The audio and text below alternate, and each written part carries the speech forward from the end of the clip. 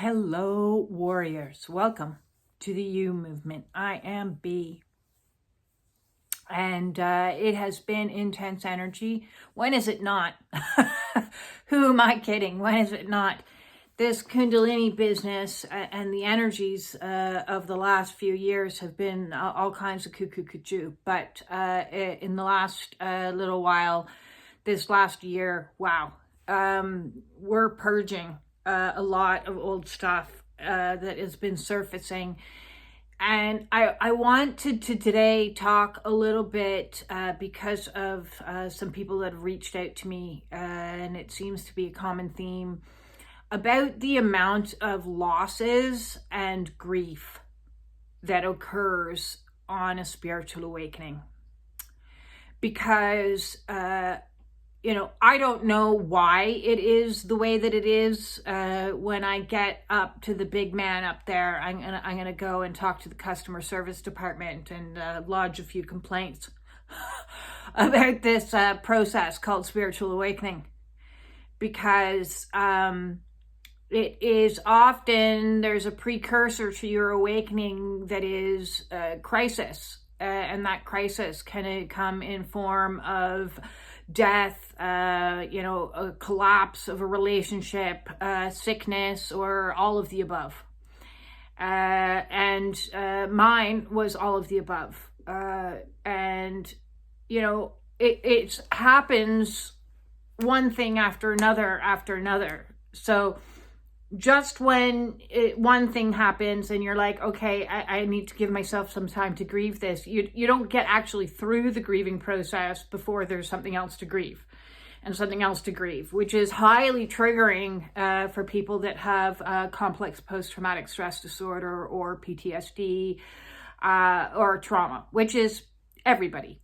We've already established that everybody on the planet has trauma. I did a video about that a couple days ago. So let's just take for granted that every single person on this planet has trauma. And then a traumatic event occurs that triggers you to go into your awakening. And then multiple traumas happen during your awakening. So if I look back at my history, it goes like this. It goes job loss. It goes loss of best friend that I had known for 25 years. Loss of my mother. Then it went health crisis was in there too.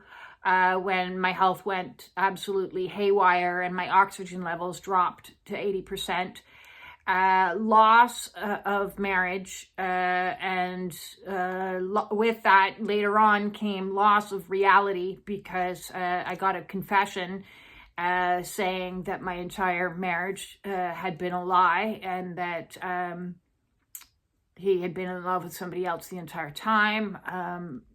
He had an affair, and so that was another trauma. And he had also molested 3 children when he was younger, which I then had to report to the police. So that was another crisis. That was just last February, so I haven't even gone a full year for that.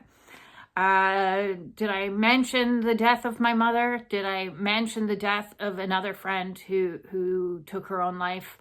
And then the mass exodus of all of my friends en masse. So yeah, there's a shit ton of loss that people experience on a spiritual awakening. Why does it have to be that way? Well, I can tell you from the spiritual point of view, it's to propel you to go into hibernation, because it's not a choice that you would make voluntarily.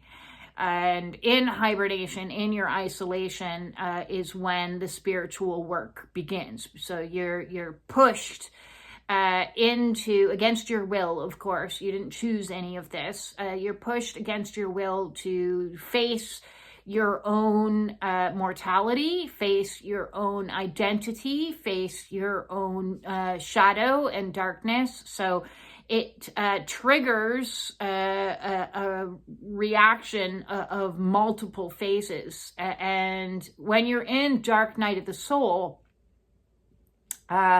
it's brutal. It is a very difficult part of the process. And that's when you're also grieving. Let's add more grief to the mix, because if all those losses wasn't enough, we also need to grieve all our little children inside of us, all the little wounds that surface, and the child that had been abandoned, or the child that had been abused, or the child that had been molested, or the child that had been beaten, or the child that had been bullied or ridiculed or judged or criticized, or emotionally neglected, not hugged, not loved, not cared for.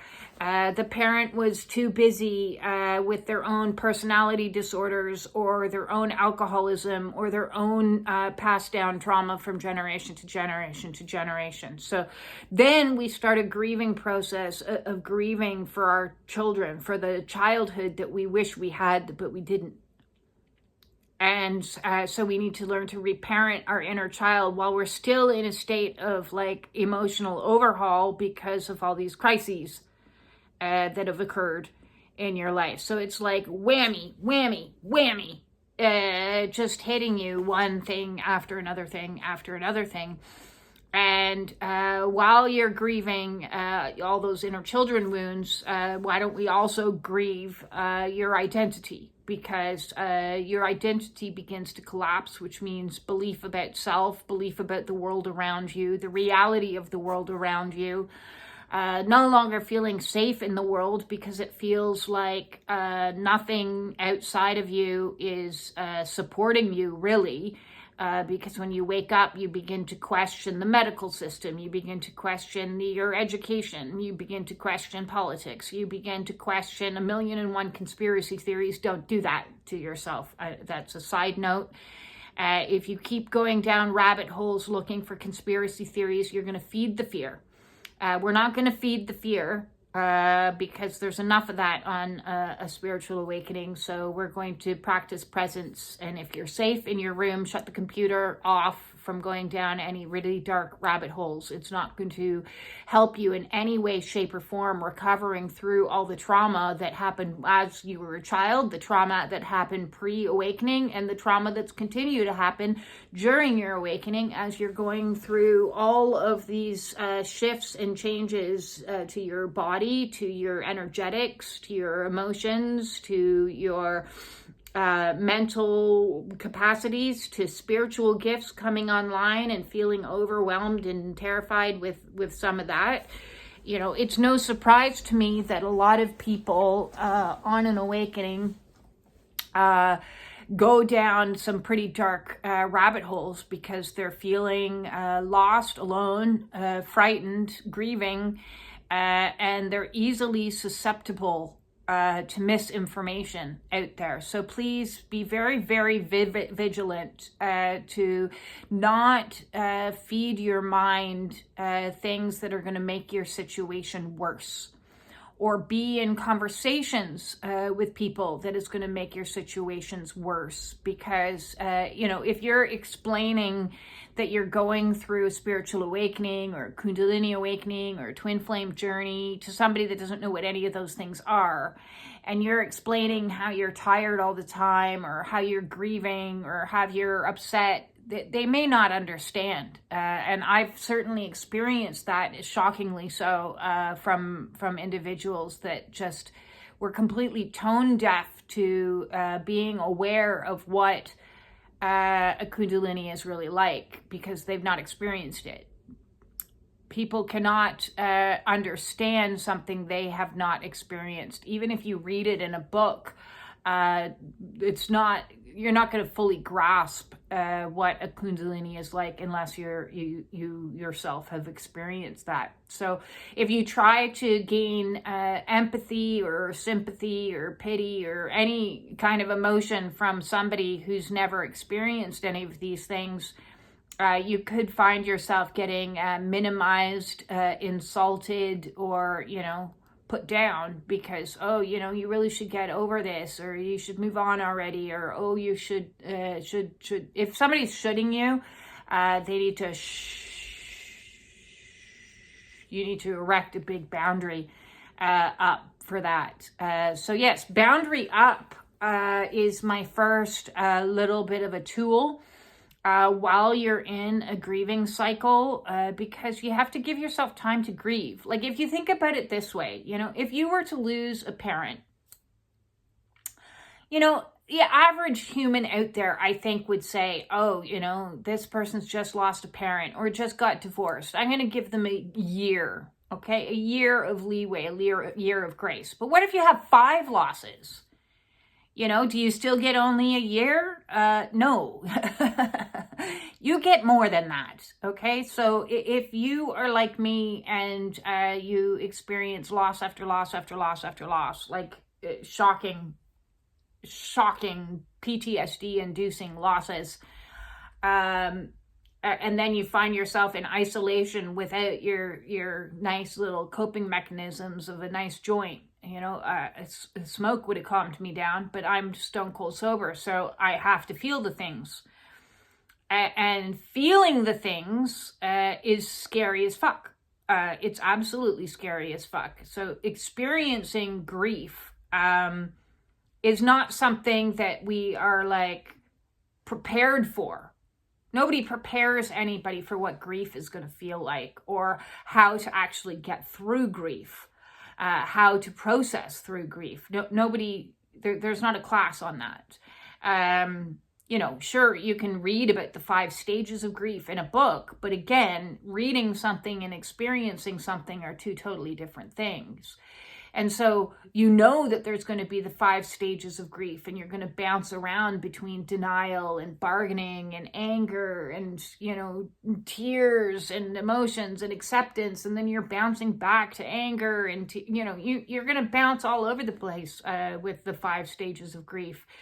And when you're grieving multiple things in multiple timelines, in multiple, like, complex and less complex grief, and it's a clusterfuck of grief, and so learning to let yourself cry.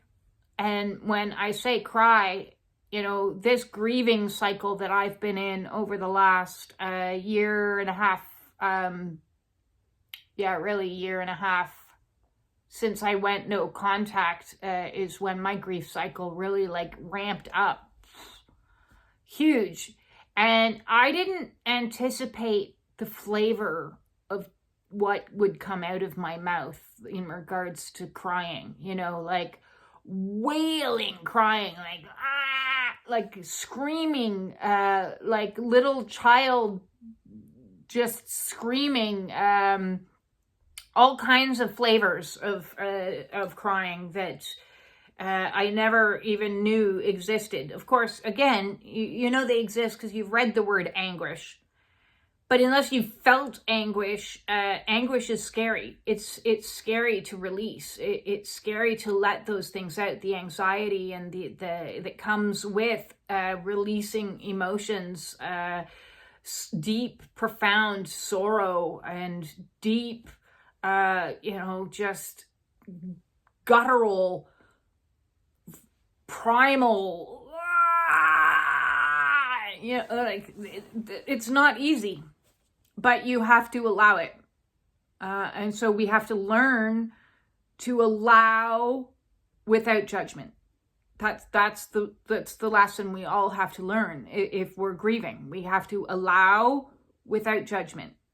Allow without judgment. And if you need some tools to help you allow without judgment, in fact, let's add a third in there: allow without judgment, but with gentleness. Okay, learning to be gentle with ourselves and self-soothe and stroke your head, reparent, touch yourself the way like you wish a mother had, or the way your mother did if you happen to have a kind mother. Show yourself some kindness as you're processing through these very painful, difficult emotions, because they're brutal. They are absolutely brutal. without question. And, there is no quick fix. There is no pill. You can go to the doctor and say that I'm experiencing overwhelming depression and grief, and I don't know how to get through this. And they'll offer you a pharmaceutical option. But does that actually cure you of grief? No, there's no cure for grief. Grief is a normal human experience that every single human on this planet has experienced. Only in this culture, in the Western society, we want to speed through grief. We want to speed that process up. It's undesirable. We want you back to work in a certain amount of time frames. What? You've had 2 weeks. Yeah, you should be over it by now. Come back to work. Pull yourself together. Buck up. Positive vibes only. Smile time.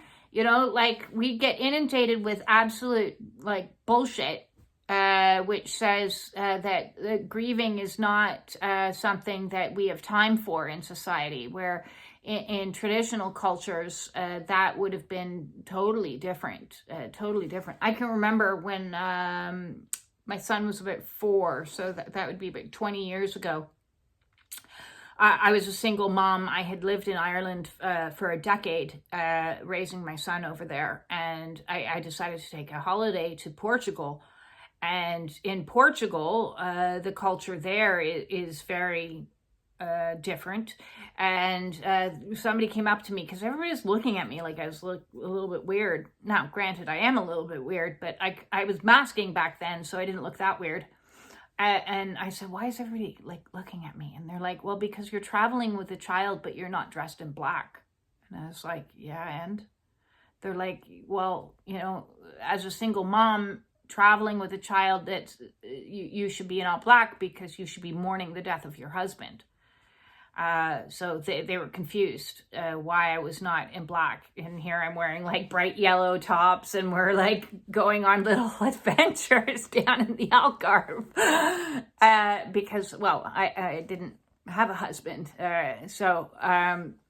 Yes, my point being, it's embedded in certain cultures around the world that there's a grieving process, a time of grieving, and you stay in that grieving for a period of time.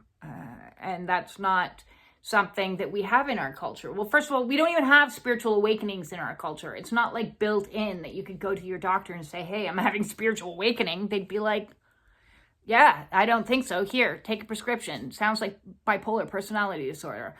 Or it sounds like schizophrenia, or it sounds like something else, because we don't even address spiritual awakenings. If we don't address spiritual awakenings in psychotherapy, unless they have training in transpersonal psychology, they're not going to know what to do with you. So you have to make sure that you have a counselor that's specially trained in transpersonal psychology. But even if you're just going to a psychologist for the grief that you've experienced on your awakening, it's, you definitely want somebody that is informed on the processes of grief and is going to say to you and remind you that it's okay to grieve. It is part of the human condition. There is a story that goes like this, that a woman, this is in the time of Buddha, and a woman lost her son, which is horrible. I can't think of anything worse than, losing your child. And she went to the Buddha and she said, I'm suffering. I'm in this profound suffering.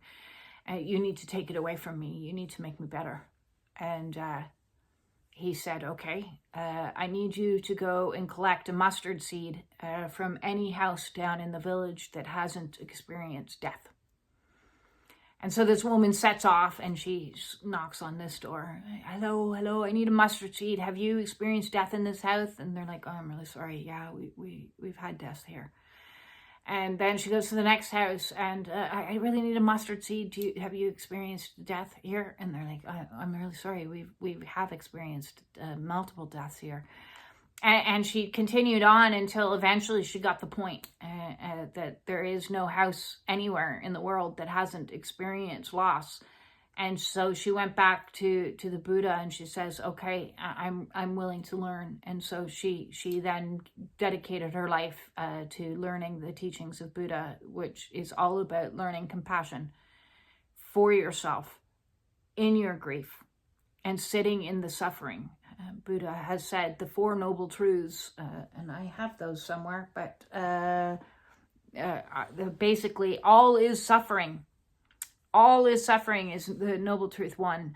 And the only way out of suffering is through noble acts and noble deeds and noble thinking and noble, speech and showing up in the world in gentle and kind energy. And through that, we learn the process of compassion for self and compassion for others. So there is no escaping suffering. There is no escaping grief. And on a spiritual awakening, there's just no escaping. So I want my third point today to be, please be gentle with yourself as you process through all of the things. It takes time. It takes more time than I would have liked. I'm very impatient. I would love to be in a happy-go-lucky, all surrendered, everything going well, but my awakening's not over, obviously. It's going to keep poking at you and keep poking at you until you get to a place where you are in that flow state, where you can understand and transmute through the sufferings that we experience in life in a much more grounded way. So this process of purification is painful. It's nothing that should be minimized. It's nothing that should be, it should be honored. You should be honored for what you're doing. And if people aren't honoring you, they're not the right people for you. While you're in this energy, and that could be family, and that could be friends, that you could be like, okay, you're not understanding where I'm coming from, and that's okay. You do you, and I'm going to do me, and maybe our paths will meet up in the future, maybe they won't. Place yourself in a safe container. Cultivating safety is first and foremost on this path, so that you have created an environment for yourself where it's safe to grieve, to process through all of the losses, all of the shifts and changes. And it's dramatic. It is so dramatic what happens in a spiritual awakening. I wrote this morning, about how everything seems upside down and in opposites. My entire life is in complete opposition, polar opposites to where I started from 5 years ago. And some of those things are miraculously amazing. Changing my life from being obese to thin, changing my life from being diseased to healthy, changing my life from being abused to safe, even though my body still hasn't figured that one out. At least my nervous system hasn't. Changing, those are all amazing positives. But some of the things you shift and change, you might miss. I miss my funny side of self, and I want her to return. That little comedian inside of me. You miss that because things become serious in the dark, and I miss my little punk rocker girl that and now I'm like all into like Zen music all the time, and there's a time and a place as these shifts in identity, whatever. So we have to give ourselves time, give ourselves grace, give ourselves gentleness, give ourselves soothing, give ourselves comfort. It's a difficult, arduous process, this. And if, as they say, is going to manifest as this is the Great Awakening, which I definitely believe that it is, the next round of people that awaken, because we can't all do it at once. If we all awoke at the same time, there'd be utter chaos in the world. So I kind of get God's plan when it comes to that. I still have met one or two complaints to lodge. So far I'm giving this awakening a 1-star Google review. I really am. Yes, I want my money back. I don't think I signed up for this package when I signed up to become human. I don't recall that this was the package that I asked for. I wanted the holiday one.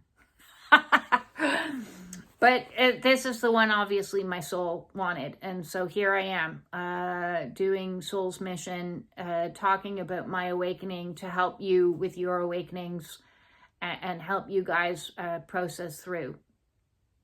If you need help, do not suffer in silence. Silence that inner critic, but don't silence this. And reach out to me and book a one-on-one Zoom. And let's discuss some of the grief and loss that you're struggling to process through. All of my services are by donation. And I look forward to meeting you and seeing you face to face and having a nice old chat. I will guide you and provide you with some tools that you can use and hold space for you to express your emotions without fear of judgment, ridicule, or minimization of any sort. And if